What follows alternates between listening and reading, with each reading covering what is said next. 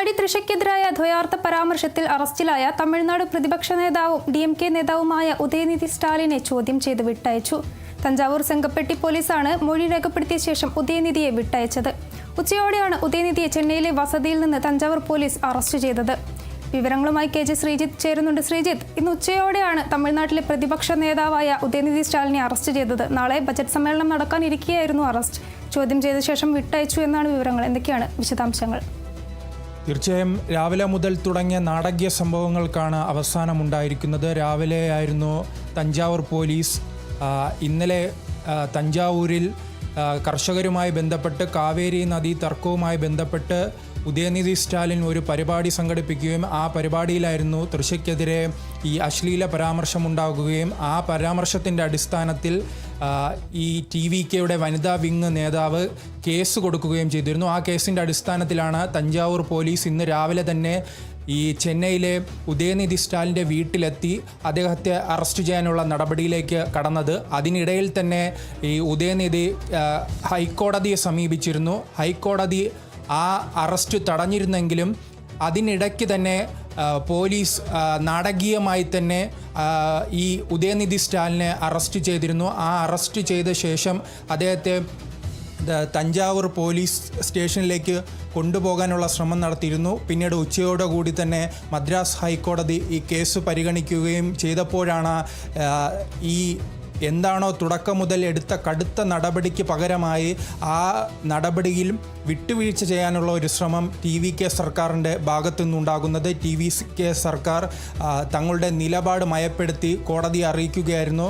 ഈ ഉദയനിധി സ്റ്റാലിനെ അറസ്റ്റ് ചെയ്തത് ചോദ്യം ചെയ്യാൻ മാത്രമാണ്, റിമാൻഡ് ചെയ്യാനല്ല, കൂടുതൽ നടപടി സ്വീകരിക്കില്ല, തഞ്ചാവൂർ പോലീസ് സ്റ്റേഷനിലെത്തിച്ച് ചോദ്യം ചെയ്ത ശേഷം വിട്ടയക്കുമെന്നായിരുന്നു പോലീസിൻ്റെ നിലപാട്. ഈ നിലപാട് കോടതി അറിയിച്ചിരുന്നു. കോടതിയും അതിനനുകൂലമായൊരു തീരുമാനമെടുക്കുന്നു. ഇന്ന് തന്നെ ചോദ്യം ചെയ്ത് വിട്ടയക്കണമെന്ന് കോടതി ഒരു നിർദ്ദേശമുണ്ടാകുന്നു. അതിൻ്റെ അടിസ്ഥാനത്തിലാണ്, ആ കോടതിയുടെ നിർദ്ദേശപ്രകാരമാണ് ഈ ഉദയനിധി സ്റ്റാലിനെ പോലീസ് വിട്ടയച്ചിരിക്കുന്നത്. പക്ഷേ തഞ്ചാവൂർ പോലീസ് സ്റ്റേഷനിലല്ല ഇദ്ദേഹത്തെ ചോദ്യം ചെയ്യാൻ എത്തിച്ചത്. കാരണം ഉച്ച മുതൽ തന്നെ ആ പ്രദേശങ്ങളിൽ DMK പ്രവർത്തകർ സംഘടിച്ചിരുന്നു. നൂറുകണക്കിന് പ്രവർത്തകർ സംഘടിച്ച് ഇദ്ദേഹത്തിന് അനുകൂലമായി മുദ്രാവാക്യം വിളിക്കുകയും ഇദ്ദേഹത്തിൻ്റെ ഫ്ലെക്സ് ബോർഡുകൾ ഉയർത്തുകയും എല്ലാം ചെയ്യുന്നൊരു സാഹചര്യമുണ്ടായിരുന്നു. അതുകൊണ്ട് തന്നെ തഞ്ചാവൂരിൽ എത്തിക്കാതെ അതിന് സമീപമുള്ള സെങ്കൽപേട്ട് പോലീസ് സ്റ്റേഷനിൽ എത്തിച്ചാണ് ചോദ്യം ചെയ്യൽ നടത്തിയിരിക്കുന്നത്. അതിനുശേഷമായിരുന്നു അദ്ദേഹത്തെ വിട്ടയച്ചത്. ഈ സെങ്കൽപേട്ട് പോലീസ് സ്റ്റേഷനിൽ എത്തിച്ചപ്പോഴും അവിടെയും വലിയ രീതിയിലുള്ള സംഘർഷമുണ്ടായിരുന്നു. കാരണം ഉദയനിധി സ്റ്റാലിൻ പറഞ്ഞത് കോടതി അനുവാദം നൽകിയിരിക്കുന്നത് തന്നെ Thanjavur police station, Thanjavur east police സ്റ്റേഷനിൽ എത്തിക്കാൻ എന്നാണ്.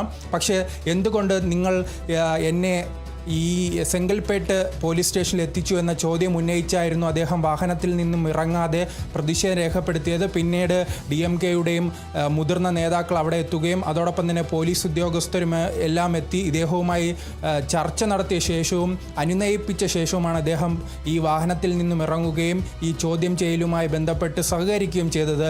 അതോടൊപ്പം തന്നെ വിജയ് സർക്കാരിനെ സംബന്ധിച്ചിടത്തോളം ഇതൊരു വലിയ തിരിച്ചടി തന്നെയായിരുന്നു.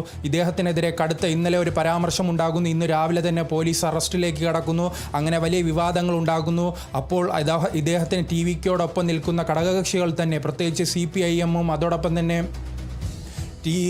TVK മറ്റ് ഇതോടൊപ്പമുള്ള ഘടകകക്ഷികൾ ഇദ്ദേഹത്തെ അറസ്റ്റ് ചെയ്തതിൽ വിമർശനം ഉന്നയിച്ചു. കാരണം നാളെ തമിഴ്നാട്ടിൽ ബഡ്ജറ്റ് സമ്മേളനം തുടങ്ങുകയാണ്. ബഡ്ജറ്റ് സമ്മേളനം തുടങ്ങുമ്പോൾ പ്രതിപക്ഷ നേതാവിനെ തന്നെ ഈ ജയിലിലടയ്ക്കുന്ന നിലപാട് ജനാധിപത്യ രീതിയിൽ വളരെ വിമർശനം വിളിച്ചു വരുത്തുമെന്ന് ഇത്തരം കക്ഷികൾ ഉന്നയിച്ച പശ്ചാത്തലത്തിലായിരുന്നു കോടതിയിൽ ഒരു മൃദു സമീപനം എടുത്തത്.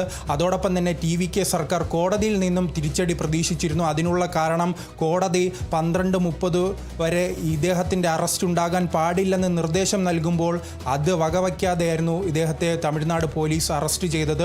അതുകൊണ്ട് തന്നെ കോടതിയിൽ സ്വാഭാവികമായ ഒരു തിരിച്ചടിയും ഈ TVK സർക്കാർ പ്രതീക്ഷിച്ചിരുന്നു. അതിൻ്റെ എല്ലാം അടിസ്ഥാനത്തിലാണ് കടുത്ത നടപടികളിൽ അയവ് വരുത്തി ഇപ്പോൾ അദ്ദേഹത്തെ വിട്ടയച്ചിരിക്കുന്നത്.